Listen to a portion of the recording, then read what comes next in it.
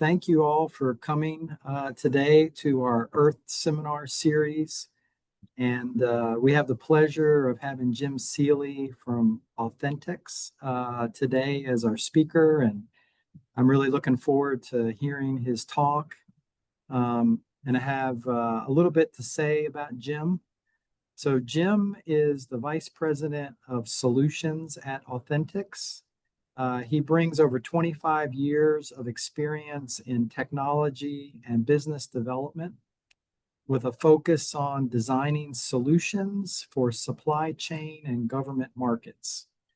He leads a cross-functional team and aligns advanced technologies to deliver world-class authentication solutions. And Jim holds a Master's of Science in Biology from the University of New Mexico. And I've known Jim now probably almost 2 years. And I've had a chance to spend some time with him at the ASHRAE show in this past January. So I'm really happy that he's agreed to be our presenter today. And I'm going to turn it over to Jim. Thank you, Mark. And I don't know if you heard that, but my fire alarm right over my head has decided to start beeping literally right at this moment. So excuse every few minutes, you may hear a beep here. So, all right, let me share my presentation.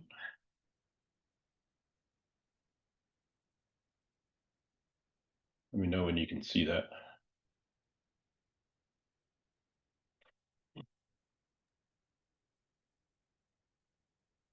We can see it. Looks good. Awesome. Super. Get this out of the way. Again, thanks, Mark, and thanks to the Earth ERC for the invitation for Authentics to speak in the seminar series. So while much of Earth activities are focused on new refrigerant development, new separation technologies, building relevant workforce for the industry, another area that is a portion of the work being done by Earth is on criminal activity, something we don't think about very much that when it comes in regard to refrigerants. But today I'm going to talk a little bit about some of the illegal activities that occur in smuggling and counterfeiting refrigerants and how certain technologies might be applied to those for authentication and security markers. So firstly, I'm assuming that most of you have never heard of the company I proudly work for. So I say proudly and put this first slide in the mission, vision, and values of the company for a reason. We are focused every single day on our business to bring solutions that safeguard the integrity of global commerce by using science and technology to protect and authenticate products across many markets. And I believe that many companies create their mission, vision, and values and then kind of file them away. But one of the things that's kept me at Authentics for all these years is that we do live by these every single day. So first of all, I'll try to give you a background and experience and some of the technology that we use in protecting and authenticating and how they might apply to refrigerants without too much marketing spiel. Forgive me if I throw a little bit in there sometimes. So while Authentics was created in 2003 by a merger of two companies, those two companies reach back over 30 years with experience in product authentication and anti-counterfeiting.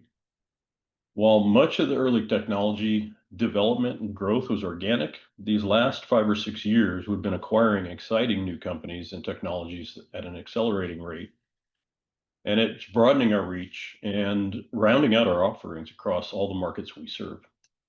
So right now we're over 550 employees with research, production, printing facilities and offices worldwide.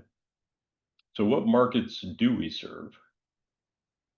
So when people hear about counterfeiting, the first thing you think of typically is money. And that is, in fact, an area where we excel. So over the years, we've developed a range of security features from level 1 to the most secure level 3, and those are deployed around the world. More than 20 issuing authorities and 60 denominations are protected by Authentics technology. And in addition, we have science and engineers that have developed and designed a system of high-speed sensors. So we've produced over 900 of these high-speed sensors that are used in central banks And these incredible sensors take and process multiple images for each and every bill at a staggering rate of 40 bills per second. So some pretty intense engineering going on there. In a correlated market, we also serve many brands, and a big part of this is security printing. So 6 of the leading pharma companies and over 95 pharmaceutical brands are protected by Authentics technology.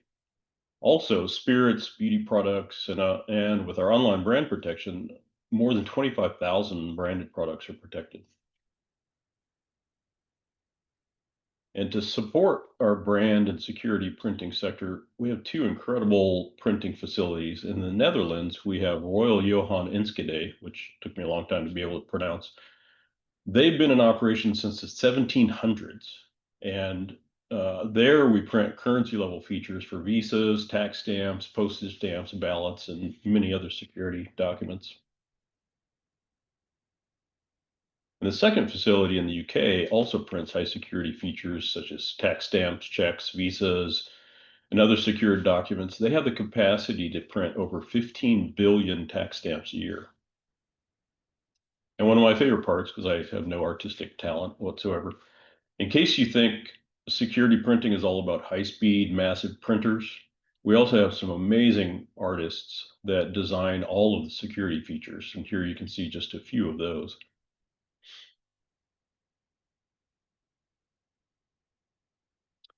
Now, another market we serve, most people never even think of when talking about counterfeiting, smuggling, and diversion. It's in fuels. But billions of dollars are lost annually around the world in fuel fraud. While seldom reported on, you might have heard recently, good timing, that the Mexican drug cartels have been moving from drug trafficking to the highly profitable and less risky world of fuel theft and smuggling. This is not new. They've been stealing from the pipelines in Mexico for years, but for some reason, it's just recently been in the news stories. This is a global problem. So in the fuel integrity, we have experience over 30 years and currently have 12 active national programs and protect the fuel of 6 of the major oil and gas companies. And in fact, if you're in the US, which most of you I think are, more than 20% of US gasoline is protected by an Authentics solution. And over the last few years, we've also been involved in pilot projects aimed at to demonstrate how sustainable, low carbon, zero carbon fuels like ammonia and hydrogen can and must be protected. So here you can see one of our field devices. This little handheld analyzer detects the fluorescence of some of the markers in a complex fuel matrices, gasoline and diesel. And integrated into that small device is a chemometrics intelligence to accurately quantify the marker signal, which is in at parts per billion concentration, and it's surrounded by fuel molecules that also like to fluoresce. But marking is not the only way we authenticate fuel products. So with fuels and lubricants, we're actually able, using the same machine learning and chemometric algorithms, to detect the inherent differences in some of the fuels and between branded lubricants and their common adulterants. There, we can actually do it without markers. We're using the inherent fingerprints to be able to distinguish between the different products and detect fraudulent activities.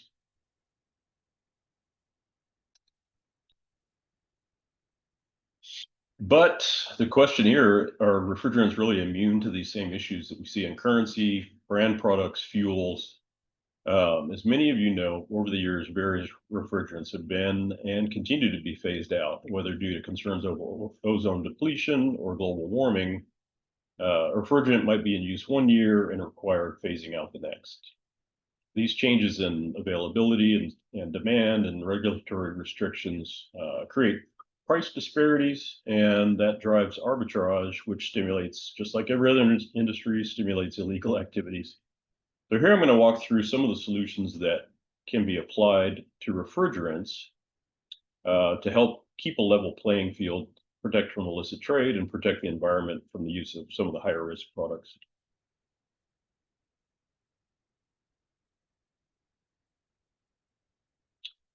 So today, the sale of mini goods is available online. So one area to begin is determining who might be selling or where the products might be sold to get around the controls to keep the market fair. So we have a division called Online Brand Protection that investigates that digital landscape for hundreds of brands. While at first blush, it may seem that you'd simply be doing online searches for counterfeit products or trademark infringements, but it goes a lot deeper. This can include test purchases, relationships with dozens of online markets to shut down sites and vendors, and even moving from the online to the offline environment to work with local officials and shut down counterfeiting operations.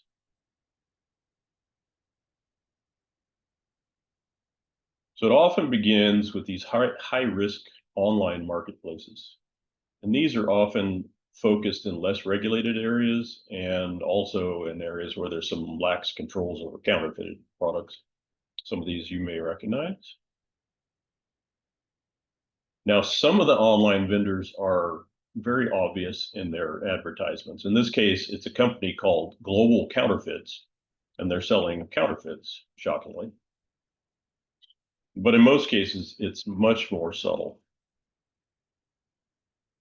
So using manual searches, teams of WeChat microtaskers, AI, and other tools, our team trolls the marketplace for suspicious activities.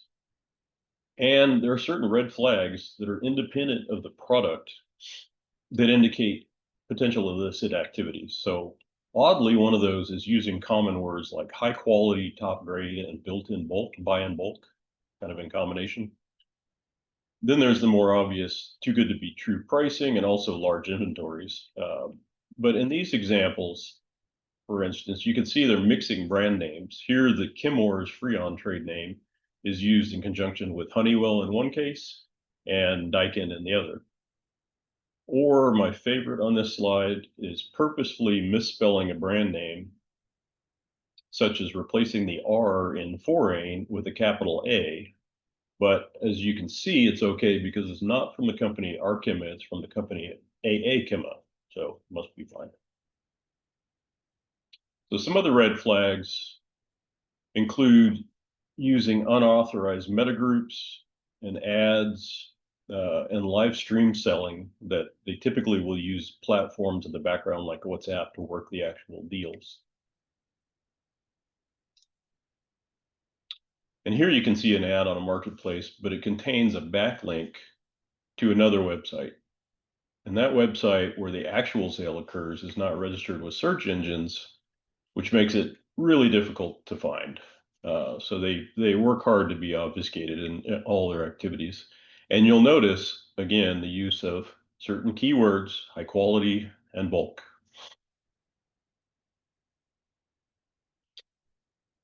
And then you'll often see blurry images or modified images. Here, again, you can see the Freon name in the advertisement being used with a poor quality picture of a generic bottle. And this sale is also being done through an online Facebook group, probably not authorized. And on the left, the photo's been modified. And in fact, you can look at the bottom that the sale's actually happening in a live stream because you can see the timer. So once suspicious sites are discovered, there's a range of potential options, including working closely with the marketplace to shut those sites down. Sometimes that's successful, sometimes it's not. We'll make test purchases to verify counterfeit or gray market product, gray market being product that's sold in areas that it should not be by the product owner, and moving from the online to the offline environment to work with the local officials to physically shut down brick and mortar shops. Again, I apologize for the the fire alarm in the background. So what about the physical product itself? So as most of you know, refrigerants come in a wide variety of packages, small cylinders under 20 pounds, large cylinders up to 50 pounds, bulk cylinders and tanks. For today's talk, we'll focus on the common 30-pound disposable cylinder in a cardboard outer box. So what features, security features, might be applied to authenticate not just the brand, but whether this is a legal import, it's sold in the appropriate region, or is likely to even contain the appropriate product.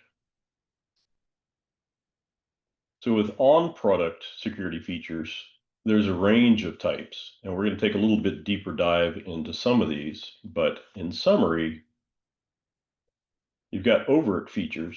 Now, those are features that can be that are visible features. So people will commonly think of the decades-old technology of the hologram. I think the one at the top is actually from the Brady Bunch from the 70s. But over the years, they've become more advanced, but some are more secure than others, and we'll talk a little bit more about that in a moment.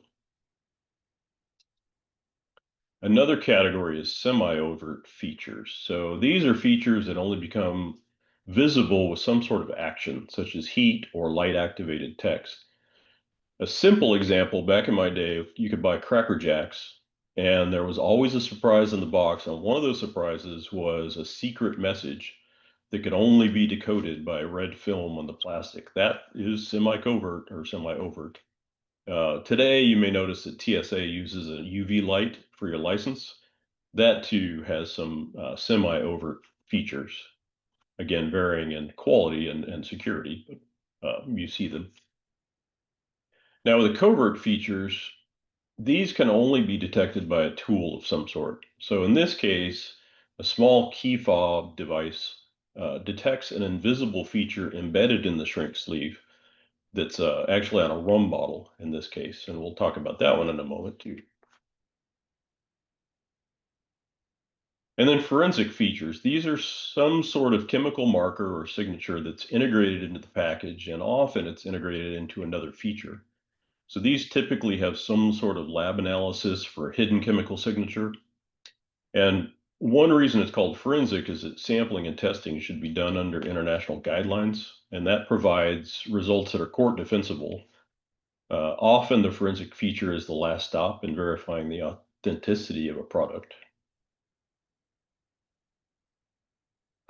And finally, the digital features, you've probably seen the ubiquitous QR code, uh, tempting you commonly to scan for coupons or instructions. They may also in the background be using that for security or anti-counterfeiting features. And this could also be done with a 2D matrix code that you can see on the right-hand side. A little more detail about the overt features. So despite decades of evolution, visible security features have fundamentally remained the same. Typically, they comprise one or various combinations of the three core technologies: the color shift, where the color changes depending on the viewing angle, holograms, as you know, and micro optics, which, as you would expect, are tiny images. Criminals know this and use it to their advantage to crack the code on these security features. And in the arms race that we have to experience in product protection, they're using increasingly sophisticated techniques. As an example, here are customized holograms available online. When the ad says customizable, this often can be interpreted as counterfeit. So as our online brand protection team has discovered many times, the counterfeits are offered in the direct chat platforms that are usually connected to these sales. So many of the overt features that you see out there are really not secure. But there are ways to make them secure. So while you can integrate other features into an overt feature, so we could put a covert marker in there like you saw with the key fob device, you can integrate them together, but there are other ways, and this involves butterfly science of all things. So the gorgeous Morpho butterfly is actually not colored blue. The wings of that butterfly are actually have embedded scales with multiple types of nanometer scale structures, and those manipulate light to give the perception of vivid blue.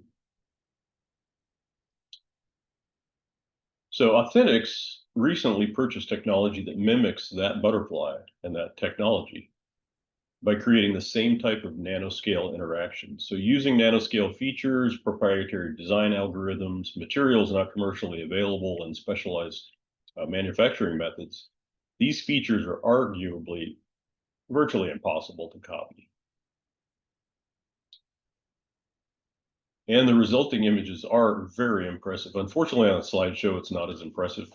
Hopefully I can one of these days show you in person. But here you can see on the left, vivid color from shifting. So this is color shifting, but it's actually done using this nanotechnology. And in this film, it's shifting from red to green in the same film. So it's very stark, and colors inks cannot accomplish that level of distinguish between the colors.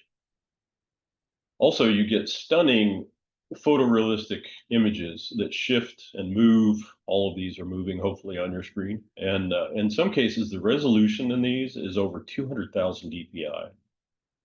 So this puts banknote level security onto product packaging and economically. And you can see some of the advanced manufacturing techniques that are used to manufacture these products.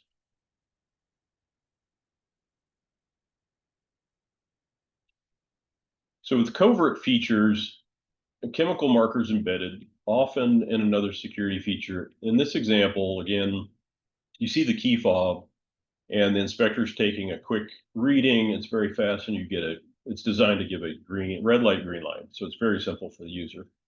As mentioned earlier, that's a rum bottle, but as you can see as you probably know, on refrigerant gas cylinders, there's commonly a tamper-evident shrink sleeve that's on the gas cylinder. So those can be used for branding and sometimes for security features, but they're very easy to copy.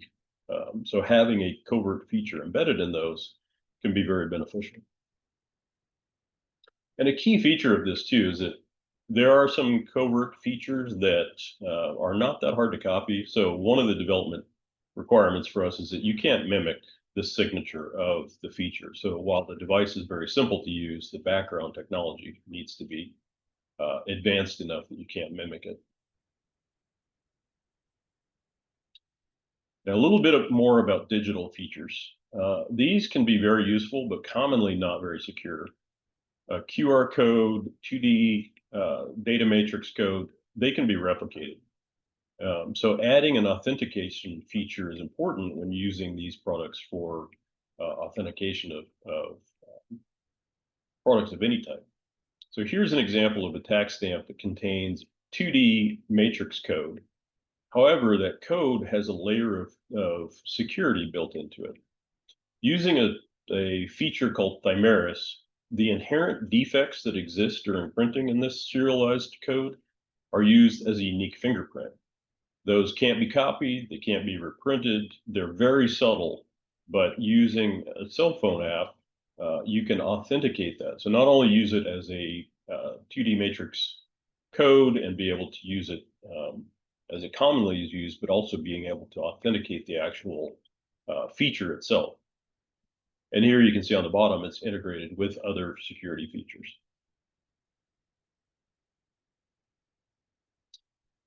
In reality, the vast majority of security types are used in combination.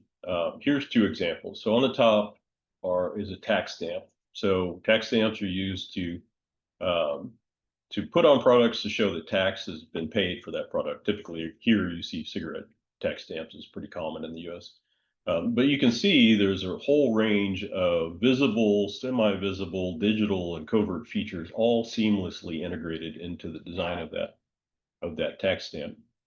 And then at the bottom, you can see that on the market, Arkema uses a shrink sleeve on the 4A cylinder. And on that shrink sleeve is something similar to a tax stamp. So there's a stamp with a holographic film and a QR code and micro-optic film. So in our experience, layering is critical, but also it has to be done economically. And if you're like me thinking of tax stamps, and I think of tax stamps on cigarette packs or whatever it happens to be, I think of them as fragile. We have a very large tax stamp program in Pakistan, and they're used to prove that taxes are paid on a whole range of products. And because of that, there are always attempted counterfeits being done. In this case, some of the products are large bags of fertilizer, sugar, concrete, and the tax stamps used are incredibly robust and have to stay on the product and readable throughout the supply chain. So potentially applicable, maybe not to the outside of a cylinder, but they can be very robust and readable through quite some difficult situations. So I mentioned tax stamps being readable throughout the supply chain. This leads us to tracking and tracing products. So in the ideal world, every one of our example 30-pound refrigerant cylinders would not just be protected by some security feature, but it would also be completely traceable from manufacturing to end use.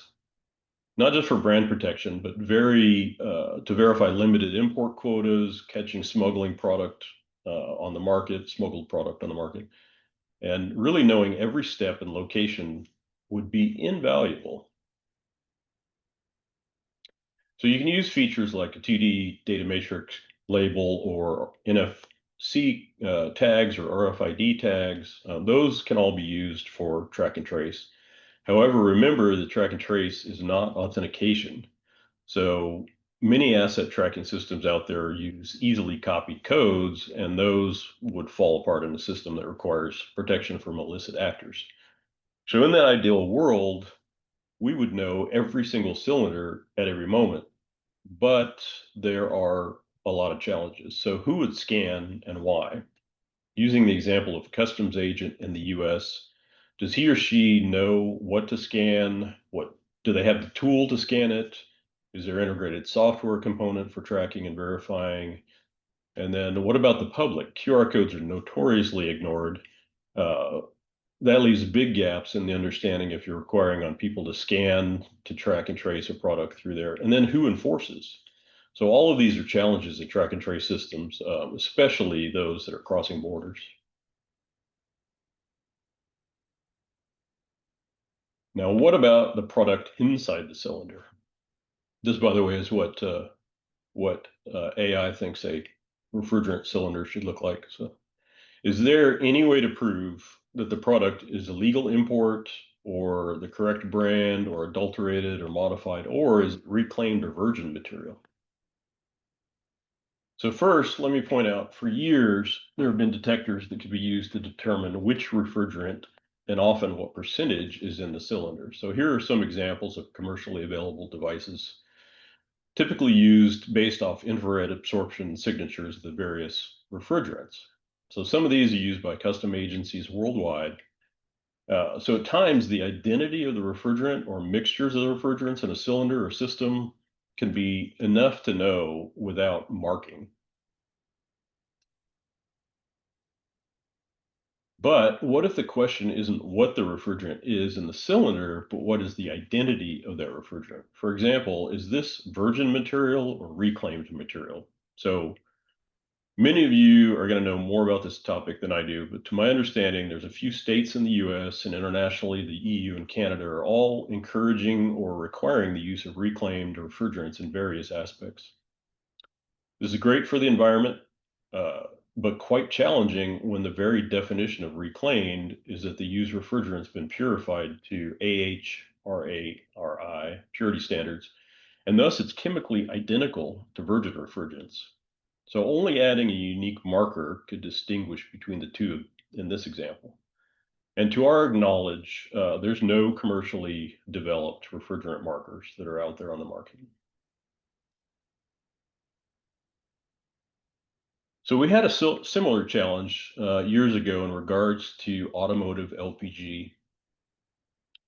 So there's no way to tell the difference between subsidized LPG and taxed LPG, branded LPG and unbranded LPG. There's no way to detect adulterated LPG, where cheaper products are actually put in order to gain illicit profit.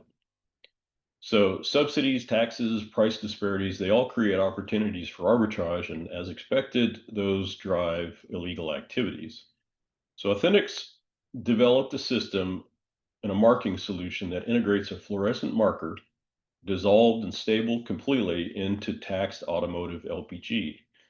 And then using a custom designed field analyzer we're able to quantify the percentage of legal LPG and subsequently the percentage of illegal adulterants. So here we have a pressurized gas commonly stored and transferred as a liquid, where the marking solution has been developed and is commercialized.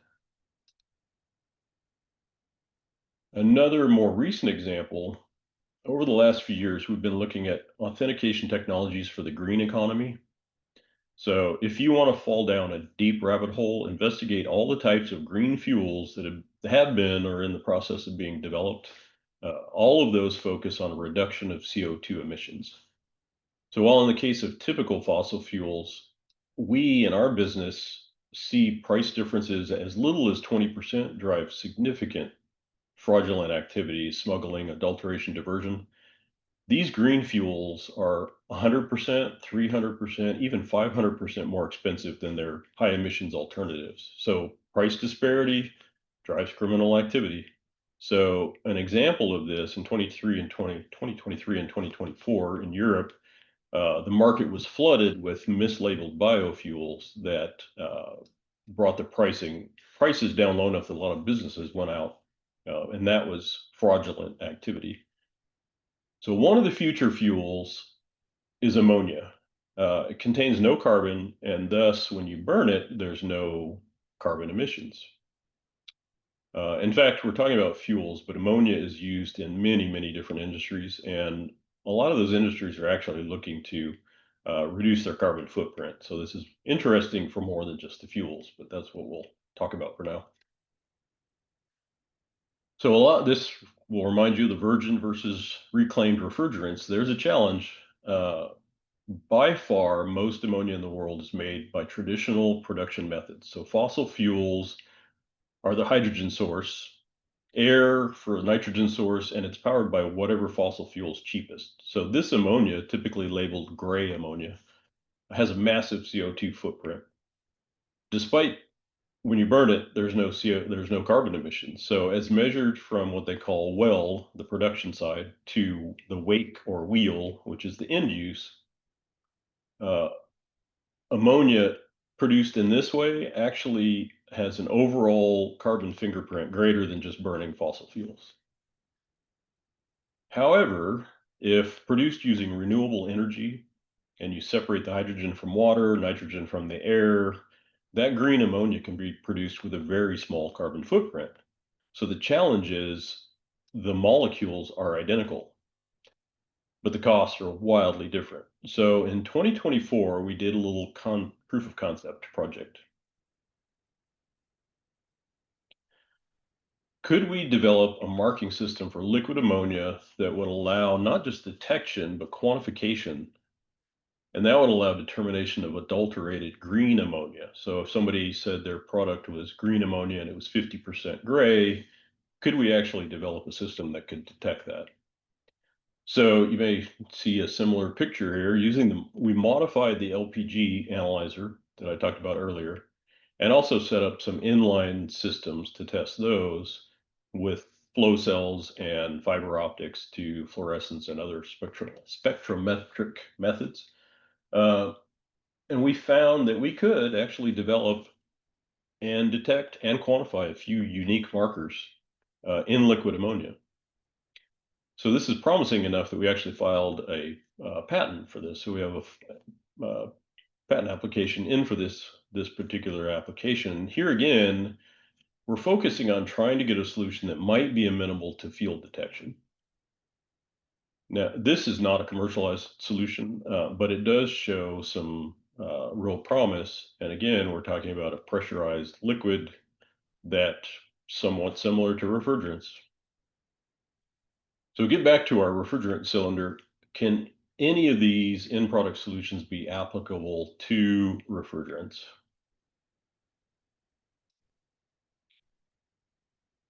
We think it's quite possible. So LPG, ammonia, and refrigerants are approximately the same range of storage pressures, about 100 to 200 psi. However, the chemistry of those is quite different. But while we feel confident this can be done, most importantly, what are the jobs to be done? So what stakeholders have problems? What are those problems, and how might we address them? So who gets the tools? How inexpensive do they need to be? Is it field detection or is it lab analysis? Is that acceptable? Do the markers need to indicate the age of the refrigerant, as has been suggested in some of our discussions about reclaimed products, refrigerant products? The area is exciting to pursue, but there are a lot of questions that need to be addressed. So it's likely not going to be a single solution that resolves all the issues. Um,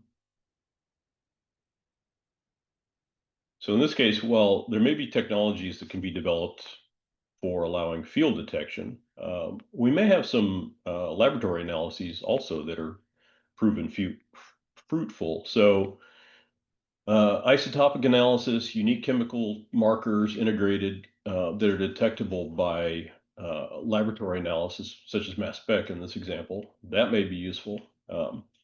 But again, most times it's not going to be one technology, and we're probably going to have to layer these. So this leads me right back to the Earth ERC. Embedded in the convergent research area inside of thrust number 1 on reclamation or repurposing is project 1.2. So led by Dr. C.Y. Zhang, who's hopefully on here today from the University of South Dakota. That project is called Security Markers to Identify and Stop Illegal Refrigerant Imports and Use. So we, as an industry partner for Earth, are excited about the project and very excited to look forward to participating where we can and seeing the results of this work. So in conclusion, whether it's for brand purposes, to stop illegal smuggling, to stop mislabeling of reclaimed product, there's a lot of jobs to be done. So each of those jobs provides challenges. We're excited to be part of the solution, and the Earth ERC is a critical component in that solution, not just in the US, but worldwide. So nothing can be done in a silo that's effective. And seeing how Dr. Shiflett and the ERC are bringing stakeholders from throughout the industry to work together is very exciting. So we look forward to some exciting advances to come out of the ERC. So thank you. Thank you so much, Jim. That was a fantastic talk. I'm sure that we have some questions. Oops, my video's not on. I'm sure that we have a few questions from our audience. I encourage everyone, if you do have a question, you can put it in the chat and I can read it out. Or you all should be able to raise your hand and then I can unmute you. So who wants to start us off?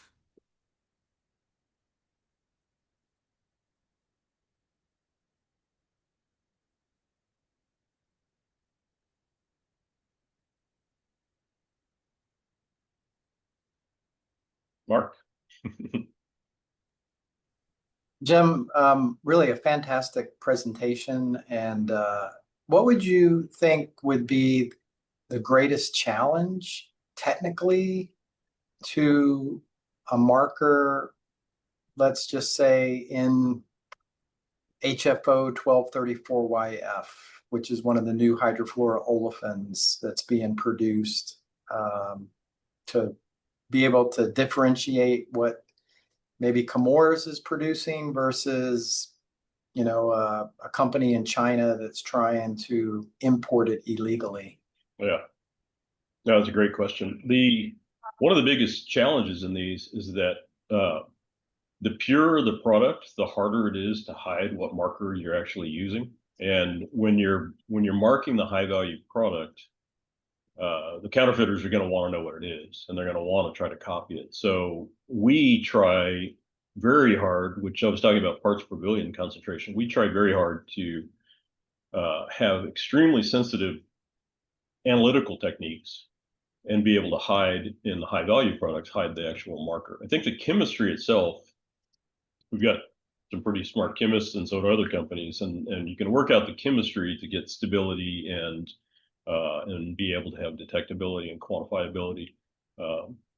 If you're in the liquid state, if you're in the cylinder, I think that's all very feasible. We don't know, I don't know if anybody else does, but when you get into systems where you're going from liquid, high pressure to low pressure state. You've got desiccants, you've got all sorts of other things. We don't really know what would happen with the different marker candidates, and that's something that I think would be important to do, hopefully in the Earth ARC projects. Does that answer your question? Yeah, I mean, I think, and there are some refrigerant producers on here too. I think typically the purities are, 99.9.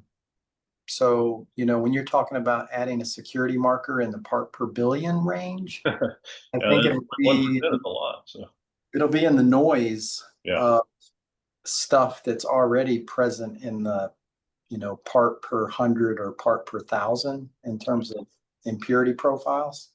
exactly. So when we hear 0.1% is our window, that's a massive window. So we're quite happy to hear that.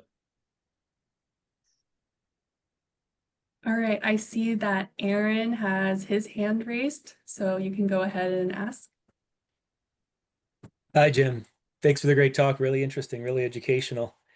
You mentioned it a couple different times just recently, but as we tried to develop new markers, is the expected limit of detection, in that parts per billion, parts per million range, is that going to be almost mandatory? And then second question is, any idea the appetite for when we develop molecules and start looking at the economics that, for like a 30-pound tank, do manufacturers, can they stomach $1 or $2 or $5? Any idea? If we could get $1 a tank, I think we'd be ecstatic. But reality is it's got to be way, way cheaper than that. So it has to be economical. It has to be. Fuels is one area where the volume is so huge that the entire marking program doesn't even turn the number on the meter on the gas price. So it has to be something economical, and then that typically will drive low concentrations. So I think it's going to have to be in the part per billion concentration. We've even got some examples where we're in the part per trillion, but we'll stick with the part per billion. ppm quickly gets too expensive even for inexpensive markers. But that's, I think, and the appetite, I would love it if it's not driven by enforcement, that it's driven by the desire of various stakeholders in the industry to have markers that protect various aspects. So it may be brand protection, it may be protecting a region, it may be a government that wants to ensure that all imported product is marked or something like that. We'd love it so industry doesn't cry out that, man, this is way too expensive and we can't afford to do this. So hope that answers your question. Yeah, thank you very much. Thank you. All right, we have a few questions in the chat. So David Visick at Lehigh asks, where do refrigerants rank in terms of the most smuggled items into the United States? Well, now, as Mark can attest, you're bringing up the most embarrassing question for Authentics, the anti-counterfeiting company. Until talking to him, we didn't realize that it's top 5 illegally smuggled product into the United States. So apparently quite a bit. It's in the United States, it's a very big issue, apparently. It's hard to find information on that, though. It's surprising. And the University of South Dakota has a classroom with some people in it. They want to know, how safe are the digital technologies that are used to authenticate products? Safe as in from a digital security standpoint. So the security aspect, in the case of our Thymeris feature, you're actually using an app. It probably wouldn't be a typical person to validate the actual code. It would probably be an enforcement person to make sure that the codes that are out there are not being replicated. So the QR code, the 2D matrix code, they're as secure as the like if it's a QR code, it's going to a website. So you've got to be ready for anything that goes to a website, but it's typically those can be actually, it's similar to phishing where they can send you, if it's a counterfeit code, it can send you to a location that you don't want to go to. Again, that leads to having secure codes that make it less likely that that's going to happen. But But the authentication portion of it is very secure because it's literally looking at, in this case, looking at imperfections that are printed, and these are serially printed. So each one has an individual number. Each time it's printed, there's a unique set of imperfections built into that. And the Thimerus software can detect those imperfections and authenticate it because there's a database of this particular security code has these features that are built into it. Hopefully that answered the question. Thank you. Here we have Tony. He is our innovation officer. Hey, Jim, Tony. thanks for a great presentation. Nice to see you again. Real quick, with regard to the barriers you may have with regard to isotope tagging, is it principally because of the inability to use it in the field effectively, or is it because of the expense with regard to the detection equipment? What's the principal barrier for isotope tagging for something like a refrigerant or fuel? Good question. Yeah, it would be great if you had a very inexpensive field detection system for isotopes. There are fieldable mass specs. They're not cheap, and so theoretically you could do isotope marking and detecting in the field. I think it depends on which isotope you're using and your detection limit. So if you're using an isotope that is very expensive and your detection limit is not low enough, you're going to hit an economic barrier very quickly. You get your better detection limits back in the laboratory too. So I think the industry will probably be driven depending on the stakeholder, but we see it all the time where they want the answer in the field. And they may not even enforce on it, but they want the answers in the field. And much of the time, we'll actually layer a forensic technique that requires laboratory analysis. And maybe that's the case here, where the isotopic analysis is a forensic technique to prove out this multi-layered solution. But I suspect the isotopic marking won't be the least expensive, but it might be the most secure. Thank you very much. Appreciate it. Alrighty, I asked the chat to see if anyone had any final questions. Anyone else that wants to raise their hand? I'll give you 5 seconds. Oh, Mark again. So Jim, in the work that you did with ammonia, was the marker detectable in the liquid phase or the vapor phase? Like, how did you sample it in order to find it? Yeah, I subtly put in the word automotive in there because if you took that same technology and applied it to cylinder-based LPG, that particular marker does not have the same volatility as the LPG. So some is going to be left, if you vent it, some is going to be left behind in the container. So in the automotive industry, it moves from storage to trucks to tanks to the final vehicle use, all as a liquid. So it works very well that way. So we're testing the liquid actually. Okay. Great question. All right, we actually have 2 more questions in the chat. Is smuggled refrigerant damage, or does smuggled refrigerant damage systems, or does it work like normal refrigerant?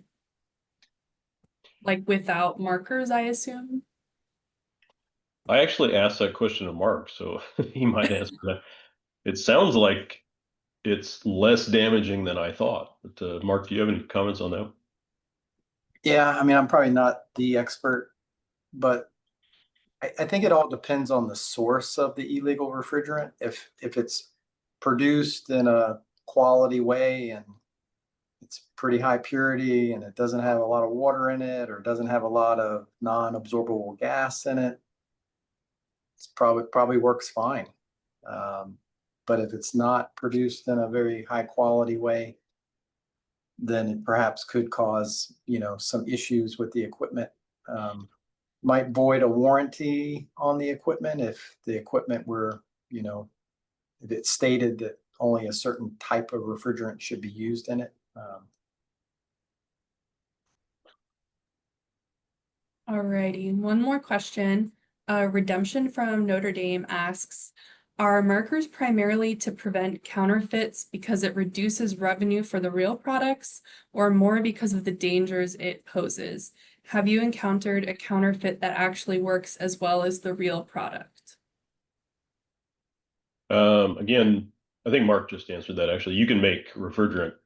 You can, if it's a restricted banned refrigerant, you can still make it much cheaper than it might be available on the market, and it works just fine. We have very little refrigerant experience, so we have cases where some of our marking products are actually used for safety reasons also. So in some situations in LPG, and this gets back to more track and trace on cylinders, but in some parts of Africa, there are illegal cylinders that are being sold that are dangerous. So they're used in people's kitchens and things like that. And when they explode, obviously that's a very bad thing. So there are some cases where having a anti-counterfeiting solution is actually for safety also. But I would guess for the most part, refrigerants, it'll be trying to control illegal smuggling and revenue for products and gray marketing and that type of stuff. You can go ahead with your question. Hey, Jim, Dave Watson with Hudson Technologies. You brought up a very good point talking about certain states requiring reclaimed product and how you could use markers to indicate virgin or reclaimed. So let's say you have virgin product that's used in the system and comes back to a reclaimer. Would the markers come out during the single plate distillation process? Would they stay in? You add an additional marker for reclaimed refrigerant? Or how do you see that working out? That is a great question, and it gets back to what I was talking about earlier. Is we really need to get people like you who know the industry, that understand where the problems are, and get together and understand what's the job that needs to be done.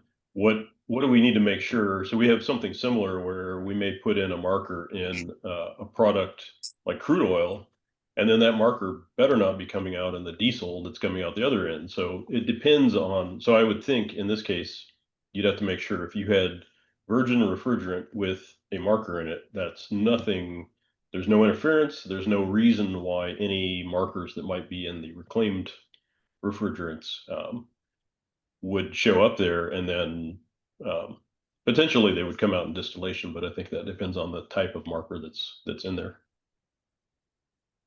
All right, thanks. And if I could add on to Mark's comment about counterfeit refrigerants, I think he's spot on. From all the ones that we see as a reclaimer, you could see refrigerants come in that look like they're virgin, and maybe they just didn't bother to pull vacuum on the cylinder. And so it's got non-condensables and a little bit of moisture. But then if you go back, several years when we had the R40 issue with counterfeit refrigerants, so it was labeled one refrigerant, but was really various different refrigerants with some dangerous chemicals in there.